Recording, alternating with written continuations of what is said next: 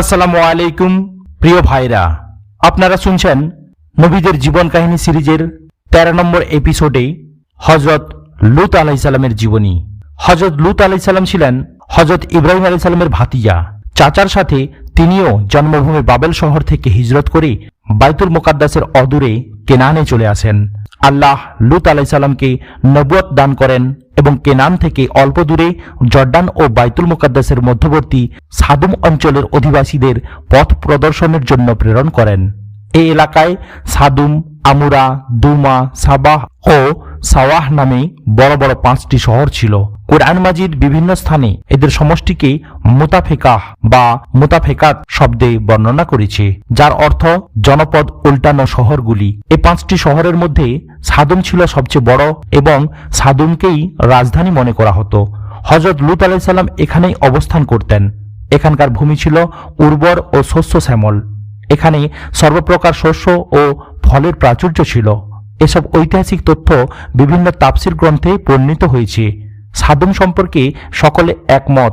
বাকি শহরগুলির নাম কি, সেগুলির সংখ্যা 3টি, 4টি না 6টি, সেগুলিতে বসবাসকারী লোকজনের সংখ্যা কয় শত, কয় হাজার বা কয় লাখ ছিল, সেসব বিষয়ে মতভেদ রয়েছে। এগুলি ইসরায়েলি বর্ণনা, যা কেবল ইতিহাসের বস্তু হিসাবে গ্রহণ করা যায়। কুরআন ও হাদিসে শুধু মূল বিষয়বস্তুর বর্ণনা এসেছে, যা মানবজাতির জন্য শিক্ষণীয়। উল্লেখ্য যে লূত আলাইহিস সালাম সম্পর্কে পবিত্র কুরআনের 15টি সূরায় 87টি আয়াতে বর্ণিত হয়েছে। লূত আলাইহিস সালামের দাওয়াত। লূত আলাইহিস সালামের কওম আল্লাহর ইবাদত ছেড়ে শিরক ও কুফরিতে লিপ্ত হয়েছিল। দুনিয়াবী উন্নতির চরম শিখরে উন্নীত হওয়ার কারণে তারা সীমা লঙ্ঘনকারী জাতিতে পরিণত হয়েছিল। পূর্বেকার ধ্বংসপ্রাপ্ত জাতিগুলির ন্যায় তারা চূড়ান্ত বিলাস ব্যসনে গা ভাসিয়ে দিয়েছিল। অন্যায়, অনাচার ও নানাবিধ দুষ্কর্ম তাদের মজ্জাগত অভ্যাসে পরিণত হয়ে গিয়েছিল। এমনকি পুংমৈথুন বা সমকামিতার মতো নোংরামিতে তারা লিপ্ত হয়েছিল, যা ইতিপূর্বেকার কোনো জাতির মধ্যে পরিদৃষ্ট হয়নি। জন্তু জানোয়ারের চেয়ে নিকৃষ্ট ও হঠকারী এই কওমের হেদায়েতের জন্য আল্লাহ লূত আলাইহিস সালামকে প্রেরণ করলেন। কুরআনে লূতকে তাদের ভাই বলা হলেও তিনি ছিলেন সেখানে মুহাজির। নবী ও উম্মতের সম্পর্কের কারণে তাকে তাদের ভাই বলা হয়েছে। তিনি এসে পূর্বেকার নবীগণের ন্যায় প্রথমে তাদেরকে তাওহীদের দাওয়াত দিয়ে বললেন, আমি তোমাদের জন্য বিশ্বস্ত রাসূল, অতএব তোমরা আল্লাহকে ভয় করো এবং আমার আনুগত্য করো। আমি এর জন্য তোমাদের নিকটে কোনরূপ প্রতিদান চাই না। আমার প্রতিদান তো বিশ্বপ্রভু আল্লাহ দেবেন। সূরা শুআরা আয়াত নম্বর 162 থেকে 165। অতঃপর তিনি তাদের বদভ্যাসের প্রতি ইঙ্গিত করে বললেন, বিশ্ববাসীর মধ্যে কেন তোমরাই কেবল পুরুষদের নিকটে কুকর্মের উদ্দেশ্যে এসে থাকো আর তোমাদের স্ত্রীগণকে বর্জন করো, যাদেরকে তোমাদের জন্য তোমাদের পালনকর্তা সৃষ্টি করেছেন। নিঃসন্দেহে তোমরা সীমা লঙ্ঘনকারী সম্প্রদায়। জবাবে কওমের নেতারা বলল, হে লূত, যদি তুমি এসব কথাবার্তা থেকে বিরত না হও তাহলে তুমি অবশ্যই বহিষ্কৃত হবে। তিনি বললেন, আমি তোমাদের এই সব কাজকে ঘৃণা করি। তিনি তাদের 3টি প্রধান নোংরামির কথা উল্লেখ করে বলেন, তোমরা এমন অশ্লীল কাজ করছো যা তোমাদের পূর্বে পৃথিবীর কেউ কখনো করেনি। তোমরা কি পুংমৈথুনে লিপ্ত আছো, রাহাজানি করছো এবং নিজেদের মজলিসে প্রকাশ্যে গর্হিত কর্ম করছো? জবাবে তার সম্প্রদায় কেবল একথা বলল যে, আমাদের উপরে আল্লাহর গজব নিয়ে এসো যদি তুমি সত্যবাদী হও। তিনি তখন বললেন, হে আমার পালনকর্তা, এই দুষ্কৃতিকারী সম্প্রদায়ের বিরুদ্ধে তুমি আমাকে সাহায্য করো। সূরা আনকাবুত আয়াত নম্বর 28 থেকে 30, সূরা আরাফ আয়াত নম্বর 80। লূত আলাইহিস সালামের দাওয়াতের ফলশ্রুতি। নিজ কওমের প্রতি হযরত লূত আলাইহিস সালামের দাওয়াতের ফলশ্রুতি মর্মান্তিক রূপে প্রতিভাত হয়। তারা এতই হঠকারী ও নিজেদের পাপকর্মে অন্ধ ও নির্লজ্জ ছিল যে তাদের কেবল একটাই জবাব ছিল, তুমি যে গজবের ভয় দেখাচ্ছ তা নিয়ে আসো দেখি। কিন্তু কোনো নবী স্বীয় কওমের ধ্বংস চান না, তাই তিনি সবর করেন ও তাদেরকে বারবার উপদেশ দিতে থাকেন। তখন তারা অধৈর্য হয়ে বলে যে, এদেরকে তোমাদের শহর থেকে বের করে দাও। এই লোকগুলি সর্বদা পবিত্র থাকতে চায়। সূরা আরাফ আয়াত নম্বর 82 এবং সূরা নামল আয়াত নম্বর 56। তারা আল্লাহ ভীতি থেকে বেপরোয়া হয়ে অসংখ্য পাপকর্মে নিমজ্জিত হয়ে পড়ে। কুরআন তাদের 3টি প্রধান পাপকর্মের উল্লেখ করেছে। 1. পুংমৈথুন, 2. রাহাজানি এবং 3. প্রকাশ্য মজলিসে কুকর্ম করা। সূরা আনকাবুত আয়াত নম্বর 29। বলা বাহুল্য, সাদমবাসীদের পূর্বে পৃথিবীতে কখনো এরূপ কুকর্ম কেউ করেছে বলে শোনা যায়নি। এমনকি অতি বড় মন্দ ও নোংরা লোকদের মধ্যেও কখনো এরূপ নিকৃষ্টতম চিন্তার উদ্রেক হয়নি। উমাইয়া খলিফা ওলিদ ইবনে আব্দুল মালিক বলেন, কুরআনে লূত আলাইহিস সালামের সম্প্রদায়ের ঘটনা উল্লেখ না থাকলে আমি কল্পনাও করতে পারতাম না যে কোনো মানুষ এরূপ নোংরা কাজ করতে পারে। তাদের এই দুষ্কর্মের বিষয়টি দুটি কারণে ছিল তুলনাহীন। এক, এ কুকর্মের কোনো পূর্ব দৃষ্টান্ত ছিল না এবং এ কাজ সম্পূর্ণ নতুনভাবে তারা চালু করেছিল। দুই, এ কুকর্ম তারা প্রকাশ্য মজলিসে করত, যা ছিল বেহায়াপনার চূড়ান্ত রূপ। বস্তুত মানুষ যখন দেখে যে সে কারু মুখাপেক্ষী নয়, তখন সে বেপরোয়া হয়। সূরা আলাক আয়াত নম্বর 6 এবং 7। সাদুমবাসীদের জন্য আল্লাহ সিয়ন নিয়ামত সমূহের দুয়ার খুলে দিয়েছিলেন, কিন্তু তারা তার শুকরিয়া আদায় না করে কুফরি করে এবং ধনেশ্বর্যের নেশায় মত্ত হয়ে বিলাস ব্যসন, কাম প্রবৃত্তি ও লোভ লালসার জালে এমনভাবে আবদ্ধ হয়ে পড়ে যে লজ্জাশরম ও ভালো মন্দের স্বভাবজাত পার্থক্যবোধটুকুও তারা হারিয়ে ফেলে। তারা এমন প্রকৃতি বিরুদ্ধ নির্লজ্জ কাজে লিপ্ত হয় যা হারাম ও কবিরা গুনাহ তো বটেই, কুকুর শুকুরের মতো নিকৃষ্ট জন্তু জানোয়ারও এর নিকটবর্তী হয় না। তারা এমন বদ্ধ নেশায় মত্ত হয় যে লূত আলাইহিস সালামের উপদেশবাণী ও আল্লাহর গজবের ভীতি প্রদর্শন তাদের হৃদয়ে কোনো রেখাপাত করেনি।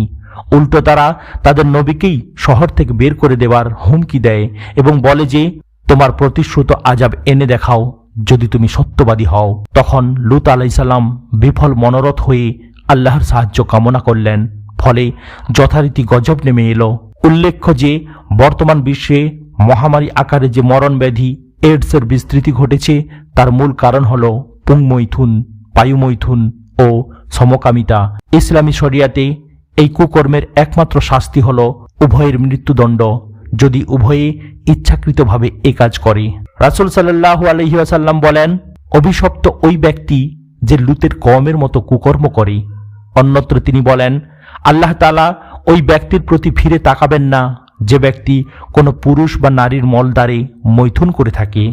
তিনি বলেন, আমি আমার উম্মতের জন্য সবচেয়ে ক্ষতিকর হিসাবে ভয় পাই লূত জাতির কুকর্মের।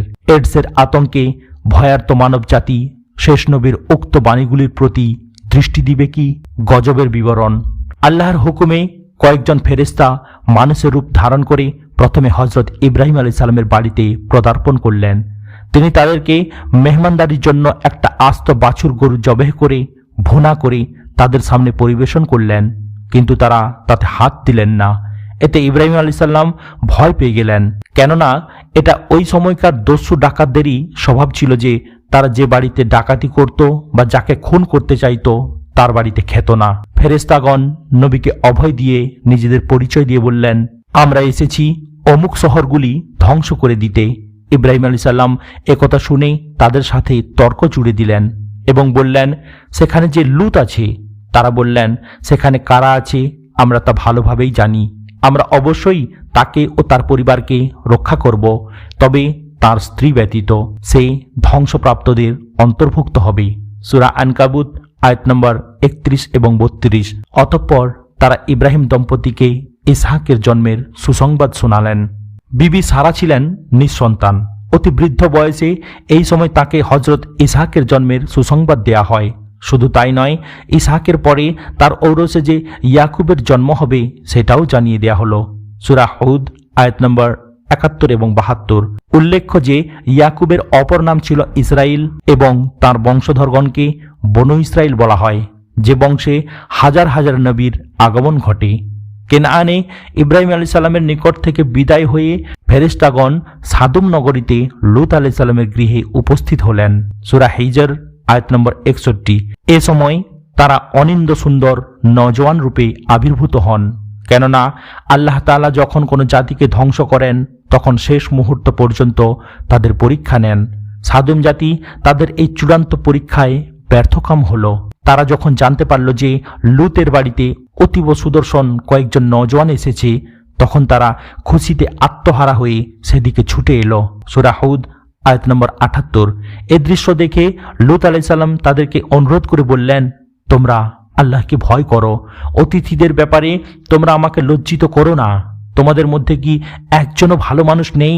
সূরা হুদ আয়াত নম্বর ৭৮। কিন্তু তারা কোনো কথাই শুনল না। তারা দরজা ভেঙে ঘরে ঢোকার উপক্রম করল। লূত আলাইহিস সালাম বললেন, হায়, আজকে আমার জন্য বড়ই সংকটময় দিন। সূরা হুদ আয়াত নম্বর ৭৭। তিনি বললেন, হায়, যদি তোমাদের বিরুদ্ধে আমার কোনো শক্তি থাকতো অথবা আমি কোনো সুদৃঢ় আশ্রয় পেতাম। সূরা হুদ আয়াত নম্বর ৮০। এবার ফেরেশতাগণ আত্মপরিচয় দিলেন এবং লূতকে অভয় দিয়ে বললেন, হে লূত, আমরা আপনার প্রভুর প্রেরিত ফেরেশতা। ওরা কখনোই আপনার নিকটে পৌঁছতে পারবে না। সূরা হুদ আয়াত নম্বর ৮১। এই জন্যই আমাদের রাসূল সাল্লাল্লাহু আলাইহি সাল্লাম বলেন, আল্লাহ রহম করুন লূতের উপরে। তিনি সুদৃঢ় আশ্রয় প্রার্থনা করেছিলেন, অর্থাৎ আল্লাহর আশ্রয়। অতঃপর জিবরিল তাদের দিকে পাখার ঝাপটা মারতেই বীর পুরুষেরা সব অন্ধ হয়ে ভেগে গেল। আল্লাহ বলেন, ওরা লূতের কাছে তার মেহমানদারি দাবি করেছিল, তখন আমি তাদের দৃষ্টি বিলুপ্ত করে দিলাম। অতএব আস্বাদন করো আমার শাস্তি ও হুঁশিয়ারি। সূরা কায়ামার আয়াত নম্বর ৩৭। অতঃপর ফেরেশতাগণ হযরত লূত আলাইহিস সালামকে স্বীয় পরিবারবর্গ সহ কিছু রাত থাকতেই এলাকা ত্যাগ করতে বললেন এবং বলে দিলেন যেন কেউ পিছন ফিরে না দেখে, তবে আপনার বৃদ্ধা স্ত্রী ব্যতীত। নিশ্চয়ই তার উপর ওই গজব আপতিত হবে যা ওদের উপরে হবে। ভোর পর্যন্তই ওদের মেয়াদ। ভোর কি খুব নিকটে নয়? লূত আলাইহিস সালামের স্ত্রী ঈমান আনেননি এবং হয়তোবা স্বামীর সঙ্গে রওয়ানাই হননি। তারা আরও বললেন, আপনি তাদের পিছে অনুসরণ করুন আর কেউ যেন পিছন ফিরে না তাকায়। আপনারা আপনাদের নির্দেশিত স্থানে চলে যান। সূরা হিজর আয়াত নম্বর ৬৫। এখানে আল্লাহ লূতকে হিজরতকারী দলের পিছনে থাকতে বলা হয়েছে। অতঃপর আল্লাহর হুকুমে অতি প্রত্যুষে গজব কার্যকর হয়। লূত ও তার সাথীগণ যখন নিরাপদ দূরত্বে পৌঁছেন, তখন জিবরাইল আলাইহিস সালাম আল্লাহর নির্দেশ পাওয়া মাত্র সুবহ সাদিকের সময় একটি প্রচণ্ড নিনাদের মাধ্যমে তাদের শহরগুলিকে উপরে উঠিয়ে উপুড় করে ফেলে দিলেন এবং সাথে সাথে প্রবল বেগে ঘূর্ণিবায়ুর সাথে প্রস্তর বর্ষণ শুরু হয়।